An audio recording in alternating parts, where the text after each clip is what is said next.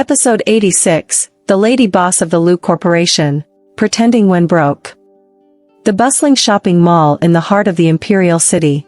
After browsing around, Ningxi decided to buy some jade jewelry. Her grandfather believed in Buddhism and liked jade, so a string of jade beads for a bracelet should be suitable. When it came to buying jade, the best place in the imperial city was undoubtedly Baoyuxian, a chain of jade stores under the Land Group. As a devoted fan of the Big Demon King, Ningxi, blinded by her trust in the boss, didn't bother checking other stores. She went straight to Baoyuxian. Seeing Ningxi, a boss with a retro vest, a chubby figure, and a pair of shrewd little eyes, warmly greeted her. What would this beauty like to buy? Ningxi was dressed very casually today, the kind that would not attract attention on the street. However, when you looked closely, her beautiful face would immediately capture all attention. Although the boss didn't recognize the person in front of him, based on his judgment, he estimated that she was a minor celebrity. Judging from her appearance, she seemed to be quite wealthy. Even if she wasn't very famous, it would be enough to find a rich man casually. So, he immediately came over to greet her. Ningxi looked at the dazzling jade jewelry in the display counter, feeling a bit overwhelmed. My grandfather is turning 70, and I want to buy him a string of jade beads for a bracelet. Do you have any recommendations, boss? We have. Of course, we do. The boss immediately took out several strings of bracelets from the cabinet carefully after opening it with a key. You've come at the right time, we just received a new batch of goods. Look at the water head and color of these. They're all top-notch. It's definitely face-worthy to give as a gift. Although Ningxi didn't understand much about jade, she could tell that these were quite expensive from the boss's words. Hesitating, she asked, how much is a string approximately? The prices vary. It's around 1 to 2 million. Of course, there are even better ones. If you're not satisfied with these, I can fetch you other high-quality goods. The boss's eyes lit up. Seeing the boss recommending such expensive jade jewelry continuously, Ningxi's mouth twitched. Did she look like someone extremely rich? Cough, it's unnecessary, boss. Do you have something cheaper? Ningxi had to interrupt the boss's introduction. Something cheaper? The boss was stunned for a moment, then sized up Ningxi once again. Afterward, he withdrew the expensive bracelets but still wore a smile. Cheaper ones are available. Miss, you've come to the right place. Take a look here. Although the quality is slightly lower, it's still quite good, and the prices are reasonable. You can get one for 7 to 800,000. I can give you a discount, and you can have it for 600,000. Ningxi pinched her forehead and could only directly say, do you have anything even cheaper? Within 150,000? 150,000? The boss's smile faded when he heard the price. He dropped his tone and started to lower his attitude. Miss, 15 million may not seem like much, but it's just to show off to those who don't know better. This amount of money won't get you something of good quality. Considering that it's a birthday gift for an elder, you should be more sincere. Especially for something like a Buddhist bead, you can't skimp on money. Ningxi smiled indifferently. Your point is valid, boss. However, the gift lies in the heart, not in the price. I'll do my best, and it's already my utmost sincerity. The boss chuckled, seemingly mocking, but he naturally wouldn't reveal it too obviously. Closing the counter, he shook his sleeves and said, all right, miss, take your time to choose. This row has items below 150,000, and the row over there is even cheaper, around a few thousand. If it's still too cheap for you, I suggest you try another store. We at Baoyu Pavilion don't deal with low-quality goods.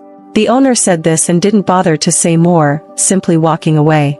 For others, a deal of 15,000 might be significant, but he was the owner of Baoyu Pavilion. In this wealthy area, he often received million-dollar orders, so a small sum like 15,000 didn't qualify for his personal attention. The attitude of such owners and shopkeepers was generally like this. Ningxi had prepared for this when choosing Baoyu Pavilion, so she wasn't surprised. She continued to focus on selecting bracelets. Baoyu Pavilion had guaranteed quality, making it worth the 15,000. It was definitely better than other options. At this moment, a somewhat familiar voice suddenly came from behind. TSK, hilarious. If you can't afford it, just say so. Why bother with so many pretty words? Do they think the store owner is a fool? Ningxi followed the direction of the voice and raised an eyebrow. It was indeed a narrow road for enemies. The person speaking across from her was Liang Biqin, dressed in Chanel haute couture. Beside her was the ever-elegant Su Yimo. A few familiar-looking girls were also with them, who seemed to be artists close to Su Yimo, always flattering her. "Hey, my goddess Su. What wind blew you over here? No wonder I kept hearing magpies chirping non-stop on my balcony today. Turns out a distinguished guest has arrived." The small-eyed owner, upon seeing the newcomers, greeted them enthusiastically, one cliché after another without repetition. Not only because of Su Yimo's popularity, but more importantly, she was the most likely candidate to become the future lady boss of their Lu corporation. How could he not be careful in pleasing her? Especially recently, even within the corporation, rumors had spread that Lu Tingxiao doted on Su Yimo immensely, even bringing her directly to the company. The rumors were detailed and specific. So, this matter was almost certain. "Goddess Su, please come inside. Xiao Yu, bring the best items from the store to the back. Xiao Chui, quickly make some tea, use the premium Thai guanine I bought last time." The owner issued a series of orders. Store staff poured tea, spoke flattering words, all revolving around Su Yimo, trying to get noticed in front of the future lady boss. Even though Su Yimo maintained her aloof demeanor, at this moment, she couldn't help but smile at the owner's excessive flattery. "You don't need to be so polite, Mr. Owner. I'm just browsing casually." The owner immediately swore, "Miss Su, it's my honor to serve you. How can I not be polite? Being more polite wouldn't be excessive at all." Liang Biqin, on the side, looked at Ning Shi, who was standing alone and ignored on the opposite counter. She chuckled and teased, "Mr. Owner, did you smear honey on your mouth? You're getting better and better at talking. Miss Liang, look at what you're saying. I'm speaking from the bottom of my heart," the owner said, taking the goods brought from the back and carefully placing them in front of Su Yimo. Su Yimo picked up a sparkling and translucent jade bracelet. "New arrivals? Seems like I haven't seen these before. Miss Su, you have a sharp eye." "Indeed, these are newly arrived goods, each one of high quality. Of course, even the best items may fall a bit short of matching the status of Miss Su. If you don't mind, feel free to choose some," the owner said excitedly. Liang Biqin excitedly touched and played with each piece, praising, "Cousin, these jade ornaments are really beautiful. No wonder you like jade. Only jade can complement your extraordinary temperament." "Exactly, other gold and silver jewelry is too common." Several female artists beside her echoed in agreement, then eagerly stared at the high-quality jade ornaments in front of Su Yimo. One of them pouted and said, "Boss, when we usually come, we've never seen you bring out such good items." The boss is too biased. But it's understandable. Good jade matches a beautiful woman, and only Yimo is worthy of these good jade. Let's not embarrass ourselves. Listening to the flattery around her, Su Yimo hooked the corner of her mouth, looking proud as she seemed to be carefully examining the bracelet in her hand.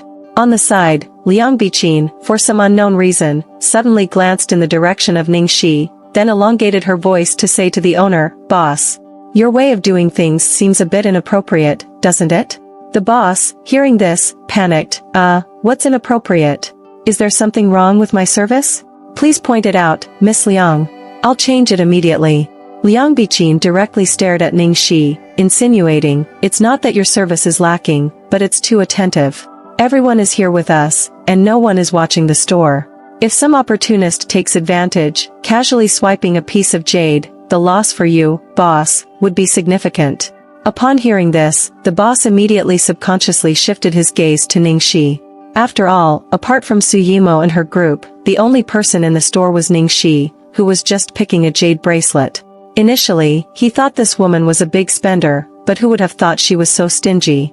Upon hearing Liang Biqin's words, the boss immediately nodded seriously. "Miss Liang is right. I've learned my lesson." After saying that, he instructed a staff member, "Xiao Yu, keep an eye on things." "Huh? Me?" Xiao Yu pointed at herself. "Yes, you. What are you still standing there for? Go quickly. If something goes missing, you'll be the one responsible." "Yes, boss." Xiao Yu, the staff member called, reluctantly moved to the counter where Ning Shi was. Seeing Ning Shi focused on examining a jade Buddha bracelet, Xiao Yu, with a polite tone but an impatient expression, said, "Customer, you've been picking for so long. Do you know if you've made a choice?" While others were trying to please the lady boss, she was stuck here. How could she not be anxious? Now she just wanted this woman to hurry up, buy something, and leave. Ning Shi, with her eyes lowered, focused on the jade Buddha beads in her hand, didn't notice the impatient expression on the staff member's face. In a casual tone, she asked, "Does this Buddha bead have any symbolism? I'm thinking of giving it to my grandfather, so it would be nice to have an auspicious meaning." As soon as she finished speaking, from the opposite side came Liang Bichin's exaggerated laughter full of sarcasm. "What symbolism can there be for jade ornaments at this price range? Just buy whatever." A country bumpkin trying to understand symbolism. Ridiculous. Her companion beside her also sneered. This is typical of having no money but still trying to show off. Liang Bichin looked triumphant. "Didn't I say it earlier? This country bumpkin has truly embarrassed herself now. TSK, I really don't want to admit that I'm in the same company as this kind of person." Second young master used to have such a good eye. The people he brought over were all quite good, but this time, he really misjudged, didn't he? Even more ridiculous is that some people still compare her to Yimo. This woman isn't even worthy to shine Yimo's shoes. Meanwhile, in a luxury goods store across from Baoyu Pavilion, "Mo Xiao, do you still want this outfit?" The store manager asked cautiously. The man being questioned was handsome, with a somewhat playful appearance. Dressed casually, one hand casually in his pocket, he was avidly watching the scene across at Baoyu Pavilion. He waved his hand casually upon hearing the question, "Except for the few I picked out, pack everything else for me." "Alright, Mo Xiao, should I bill this for you, or shall we deliver it directly to your address?" The store manager was practically beaming with joy. "Yeah, deliver it." Mo Lingtian replied impatiently, then continued to watch the direction of Baoyu Pavilion with interest. While observing, he took out his phone and began making a call. "Hello," came the cold and icy voice from the other end, as usual. "Hey Lu Tingxiao, I heard you went on a business trip to Philadelphia? What are you doing in that middle of nowhere? Why not join us for some sea adventures with the brothers?" A crisp snap was heard.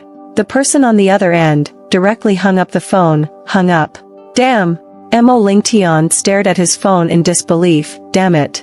He actually hung up on me." Mo Lingtian angrily dialed again. Just as the call connected, he began to curse. "What the hell, Lu Tingxiao? I called to inform you out of goodwill, and your woman is being bullied, bitten by a group of crazy dogs. And you treat me like this? Have you no conscience?" There was a pause on the other end, then a single word was uttered. "Who?" Mo Lingtian chuckled triumphantly. "Damn, you kept it so tight from me, thinking I wouldn't find out? Isn't that unknown little star of yours? What's her name again?" "Oh right, Ningxi. Last night, I accidentally clicked into a very popular live broadcast, and guess what I saw? Damn, I actually saw that little star doing a live broadcast in your study. Unbelievable. Let me tell you, Lu Tingxiao's voice interrupted him coldly. "Details." Mo Lingtian hesitated for a moment, then sneered. "Oh, it's her indeed. Nervous just with 4 words. Mo Lingtian. It was a tone that already carried a clear threat. Sensing the change in tone, Mo Lingtian figured there might be an urgent matter on the other side. He didn't dare to play tricks anymore and quickly cut to the chase. "Location, your jade shop, Baoyu Pavilion. People involved, your legitimate lover Ningxi, and your rumored girlfriend Su Yimo, and several extras.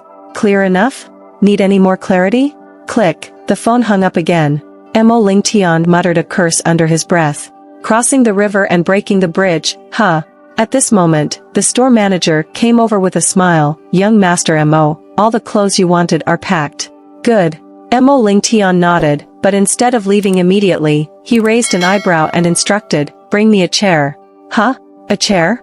The store manager was puzzled. "Why huh? Hurry up. This place has a good view. Do you have a problem with me sitting here and enjoying the scenery for a while?" Mo Lingtian sneered. No, I'll go get a chair." The store manager wiped off his sweat and quickly went to fetch a chair. These rich people might be generous with their money, but dealing with each one of them was not an easy task. In front of the boss and the store staff, Liang Bichin and others continued their mockery, one after another, each sentence more cutting than the last. Their intention was clear. They wanted to force Ningxi to lose her composure on the spot, seeking revenge for what happened in the company that day. Ningxi had been enjoying her peace, watching those people flattering Su Yimo. However, when she heard them suddenly shift their focus towards her, she turned her eyes and, with a look of surprise, said, "Oh, isn't this Miss Liang and Miss Su, and colleagues? Are you here to buy jade too? Were you talking to me just now?" Ningxi's words made Liang Biqin, who was waiting for her to lose her temper, almost spit blood. Are you blind? We've been here for so long, and you just noticed now. So, all the scolding from before was just her performing a one-woman show? Pfft. Not far away, the man who had been sipping tea while enjoying the spectacle couldn't help but burst into laughter. He thought this girl was a little white rabbit, but it seemed she had claws and knew how to use them. Quite cunning. The other female artists quickly tried to defuse the situation. Biqin, forget it. What's the point of arguing with someone who has issues? You're right. Not only does she have mental issues, but her eyesight is also bad. Can't even buy jade in peace. Suyimo, who had been silent all along, muttered somewhat displeased, then casually picked up the jade bracelet she had spotted earlier, didn't even ask about the price, and said, "Boss, wrap this up for me." Seeing that the future mistress seemed to be angry, the boss, in a panic, said, "Miss Su has a good eye. This one you picked randomly happens to be the best jade bracelet in our store. Alright, let me wrap it up for you." He quickly packaged it in an exceptionally delicate way. Suyimo took the jade bracelet from Liang Biqin and handed the boss a card. The boss, seeing that the future main customer seemed upset, was anxious and said, "Miss Su, there's no need to pay. Today, I've been a bit neglectful. This jade bracelet, consider it a gift as an apology from me. Please, you must accept it. If you don't, I'll be worried and won't sleep well at night.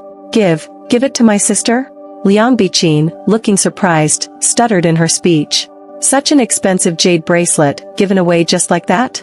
The Lu group was indeed wealthy, even the owner of a branch of a jade store was so generous. If the day came when that important figure became her brother-in-law, wouldn't it be?